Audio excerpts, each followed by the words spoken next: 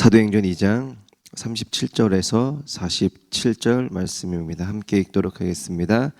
그들이 이 말을 듣고 마음에 찔려 베드로와 다른 사도들에게 물어 이르되 형제들아 우리가 어찌할꼬 하거늘 베드로가 이르되 너희가 회개하여 각각 예수 그리스도의 이름으로 세례를 받고 죄사함을 받으라. 그리하면 성령의 선물을 받으리니 이 약속은 너희와 너희 자녀와 모든 먼데 사람 곧 주 우리 하나님이 얼마든지 부르시는 자들에게 하신 것이라 하고 또 여러 말로 확증하며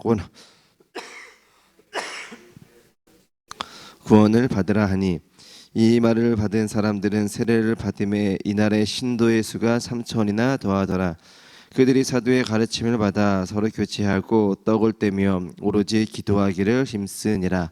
사람마다 두려워하는데 사도들로 말미암아 기사와 표적이 많이 나타나니 믿는 사람이 다 함께 있어 모든 물건을 서로 통용하고 또 재산과 소유를 팔아 각 사람의 필요를 따라 나눠주며 날마다 마음을 같이하여 성전에 모이기를 힘쓰고 집에서 떡을 떼며 기쁨과 순전한 마음으로 음식을 먹고 하나님을 찬미하며 또 온 백성에게 칭송을 받으니 주께서 구원받는 사람을 날마다 더하게 하시니라.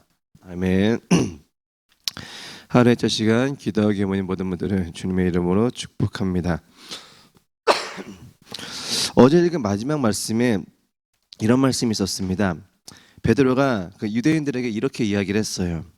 너희가 예수님을 못 박아 죽게 했다 라는 말을 했습니다. 그것을 들었던 유대인들, 그냥 기존의 유대인이었으면 별 대수롭지 않게 그냥 받아들였을 것 같아요. 근데 그 전에 앞선 베드로의 말을 통해 그들이 느꼈던 게 뭐냐면은 예수님이 진짜 메시아였다라는 겁니다. 그들이 기다렸던 메시아가 예수님이었는데 그 예수님을 너희들이 죽였다라는 말을 한 것입니다. 그동안은 인정하고 싶지 않았지만 이제 그분이 메시아라고 인정을 해버리니까 너무나도 큰 죄를 지은 것 같은 느낌이 드는 거예요. 마음이 얼마나 불편하고 얼마나 찔렸겠습니까? 그러다 보니까 37절에 이렇게 말하고 있어요. 그들이 이 말을 듣고 마음에 찔려 베드로와 다른 사도들에게 물어 이르되 형제들아 우리가 어찌할꼬. 마음에 찔렸습니다. 어찌할 바를 몰랐어요. 이때 이들의 반응이 이제 우리가 예수님을 죽였으니까 나도 이제 죽게 되나? 이런 반응은 아닙니다. 베드로부터 복음의 메시지를 듣고 나서 이제는 하나님 앞에 겸손히 낮아지는 이들이었어요. 그러다 보니까 어찌할 바를 몰랐던 것은요, 이제는 어떻게 해야 내가 구원을 받을 수 있는지 그것에 대한 물음이었습니다. 이 물음에 대한 대답, 저희들은 이미 잘 알고 있지 않습니까? 이 물음에 대한 대답은요, 과거나 지금이나 앞으로도 절대로 변하지 않습니다. 그 답이 무엇입니까? 그 답은 하나입니다. 38절에 나옵니다. 베드로가 이르되 너희가 회개하여 각각 예수 그리스도의 이름으로 세례를 받고 죄사함을 받으라. 그리하면 성령의 선물을 받으리니. 답은 무엇입니까? 회개입니다. 그리고 회개를 통해서 예수님을 믿었을 때 바로 구원을 받을 수 있다라는 겁니다. 과거에는 이랬고 지금은 다르고 또 미래에는 또 다른 게 아니라 과거나 지금이나 앞으로도 똑같은 것은 회개하고 예수님을 믿을 때에 우리는 구원받을 수 있다라는 겁니다. 베드로는 마음의 찔림을 가지고 있는 유대인들에게 회개를 촉구했어요. 세례 받을 것을 이야기했습니다. 세례를 통해 죄사함을 받으라고 그들에게 분명히 선포했어요. 회개하는 사람은 누구나 구원을 받을 수 있습니다. 그러면 회개의 대상, 구원받을 수 있는 대상은 누구입니까? 돈이 많은 사람, 세상에서 좋은 일을 하는 사람, 뭐 남자, 여자, 뭐 나이가 적고 많은 뭐 남녀노소에 대한 구원의 대상의 조건도 없습니다. 39절에 이 약속은 너희와 너희 자녀와 모든 먼데 사람 곧 우리 주 하나님이 얼마든지 부르는 자들에게 하신 것이라고. 이 약속은 너희, 이것을 듣는 사람, 질문한 사람이죠. 너희도 당연히 해당되는 거고 너희 자녀들도, 그리고 먼데 사람, 그리고 하나님을 부르는 모든 사람들이 대상이 된다는 거예요.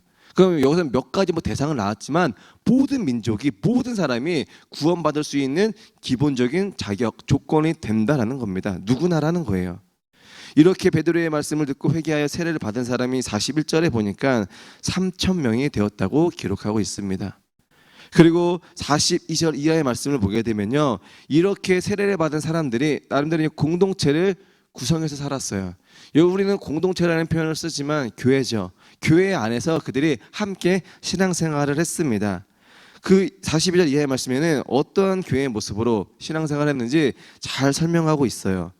어떻게 생활을 합니까? 가장 중요한 겁니다. 42절에 보니까 사도의 가르침을 받아. 그 뒤에 여러 가지 것들이 기록이 나오는데 가장 처음에 나온 게 사도들의 가르침을 받습니다. 사도들의 가르침이 무엇입니까? 뭐 좋은 말을 하는, 뭐 세상에 살아갈 때 어떻게 하면 잘 살 수 있을까, 좋은 지식적인 것을 가르치겠습니까? 그 당시에는요, 아마 지금의 설교보다 더 하나님 말씀만을 가르쳤을 겁니다. 사도들의 가르침이라는 것은요, 결국은 하나님의 말씀이다라는 거예요.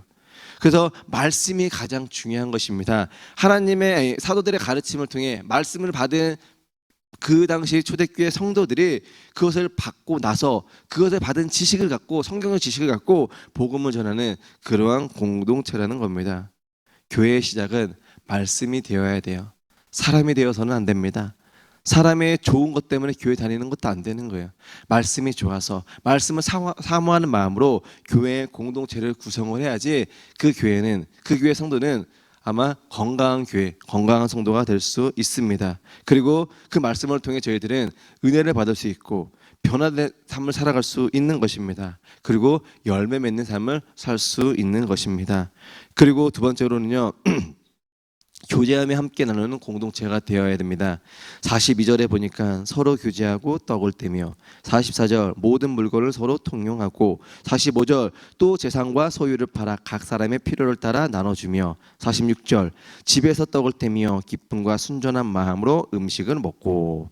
그러니까 제가 4절에 거쳐서 나온 것들을 잠깐 말씀드렸는데, 초대교회는 서로 교제하는 일에 힘썼어요. 나 혼자 먹고 나 혼자 쓰고, 그게 아니고 함께 먹고 함께 나눠 쓰는 그러한 삶을 초대교회가 살았다는 겁니다.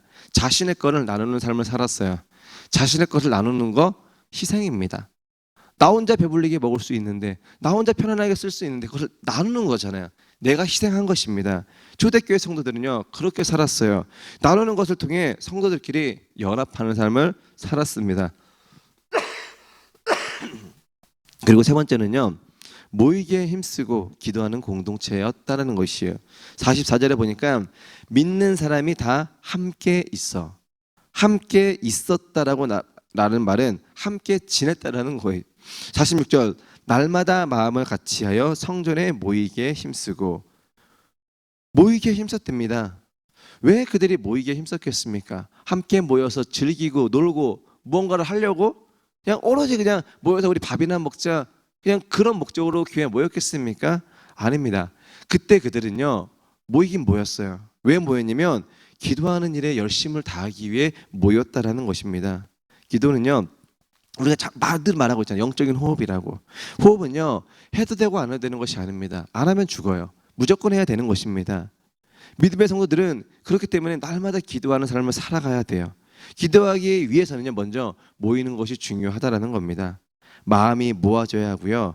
그래서 뜻이 모아져야 되고, 그리고 몸이 모아져야 하는 것입니다. 우리가 그렇게 모였을 때 지금 이 시간 예배나와 함께 은혜 말씀을 나누며 기도하는 것처럼 그런 모습으로 살아갈 수 있어요. 초대교회는 먼저는 모이기에 힘썼고, 그리고 모여서 기도하는 공동체였다. 그 다음에 마지막으로는요, 찬양하는 공동체였어요. 47절에 보니까요, 하나님을 찬미하며 또 온 백성에게 칭송을 받으니 주께서 구원받는 사람을 날마다 더하게 하시니라. 찬미했다고 나왔죠. 하나님을 찬양했다라는 겁니다. 그리고 찬양한 것으로 끝나는 것이 아니라 그 이해 말씀이 이어지는 거예요. 찬양을 했고 그것을 들은 많은 백성에게 칭송을 받았다라는 겁니다. 그러니까 인정을 받았다라는 거예요. 아마 그 찬양하는 그런 모습이 그 많은 사람들에게 감동을 준 것 같아요. 그러다 보니까 또 어떠한 일이 일어났습니까? 그 뒤에 보니까 주께서 구원받는 사람을 날마다 더하게 하시니라. 그럼 나는 하나님은 찬양했을 뿐인데 뭐 어떤 목적을 갖고 찬양한 게 아니었어요. 그런데 그것을 들었던 봤던 사람이 은혜를 받고 하나님께로 오는 놀라운 역사가 있었다라는 겁니다. 초대교회의 모습이 그러한 모습이었어요. 말씀을 정리하도록 하겠습니다. 교회는요, 회개하고 예수님을 구주라고 영접한, 인정한 사람들이 모이는 공동체예요. 그런 공동체가 되어야 됩니다. 모이는데 불편함이 있는, 나름대로 교회의 문턱이 높은 교회가 되어서는 안 돼요. 누구나 올 수 있는 교회가 되어야 됩니다. 그럼 어떤 교회가 되어야 됩니까? 말씀이 기본이 되어야 되고요. 교제하며 나누는 데 힘쓰는 교회가 되어야 됩니다. 모이기에 힘쓰고 기도하는 교회가 되어야 됩니다. 그리고 하나님을 찬양할 수 있는 그러한 교회가 되어야 됩니다. 그런 교회에서 그러한 성도의 모습으로 살아가야 됩니다. 소망교회가 그런 교회가 되기를 바랍니다. 소망교회 성도님들이 지금 이 시간에 예배하고 있는 저희 모두가 그러한 성도님들이 되기를 주님의 이름으로 간절히 축복합니다.